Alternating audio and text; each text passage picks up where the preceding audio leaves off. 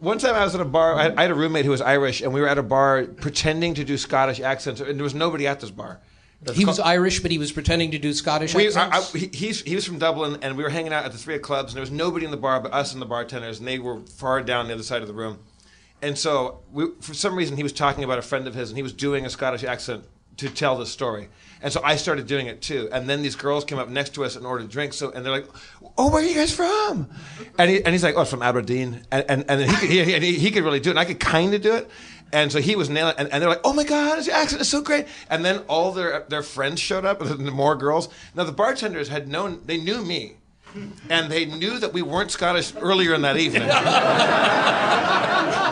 Now we're doing it because now we just don't want to, now it's just embarrassing to stop doing it. And we thought any moment these girls will get their drinks, go leave, sit down somewhere and leave us, that'll be that.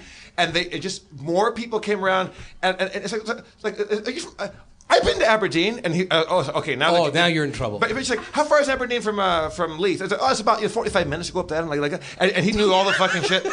And so there was one girl there. Her name was Mouse, and I had never met this girl in my life.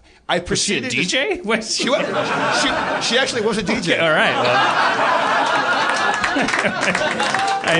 Well spotted. But I had not met this girl in my life, and so it was either that or her parents raised her in a basement. Probably both. So I kept seeing her every 2 weeks for the rest of time. For the rest of eternity, I kept running into her, and we had talked for a good 45 minutes in me doing this bullshit Scottish accent. So every time I see her, she'd walk into another bar on a different side of town, and I would turn to whoever I was next to and go, "Okay, I'm Scottish." And she's like, "Oh, everybody, Melinda, Carissa, this is Jeff. He's from Aberdeen, from Scotland. He's got the best accent. Oh, how do you do? Good to see you again." And I would do that, and that was so tiring. So one day, after about a year and a half of this, I honestly saw her a dozen times, and I kept doing it, and I felt so bad about it, and I didn't want to, I wasn't getting anything out of this. She just she loved that I was from Scotland, and I was not. So I'd had enough of it, and so I went up to her, and she goes, "Hey Jeff, how you doing? This is my friend Melinda." And so I'm like, "Hey, what's going on?" And she kind of gives me a weird look, and I said she's like, "How you doing?" I'm like, "I'm doing great. How you doing?" And she's like, "Where's your accent?" I go, "I'm an actor, and they tell you, as an actor, you just practice speaking in an American accent as often as possible,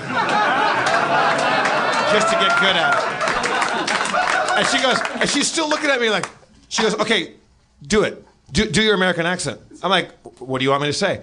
And she goes, "I'd like a cheeseburger and fries." I go, "I'd like a cheeseburger and fries." And she goes, "Well, it's okay."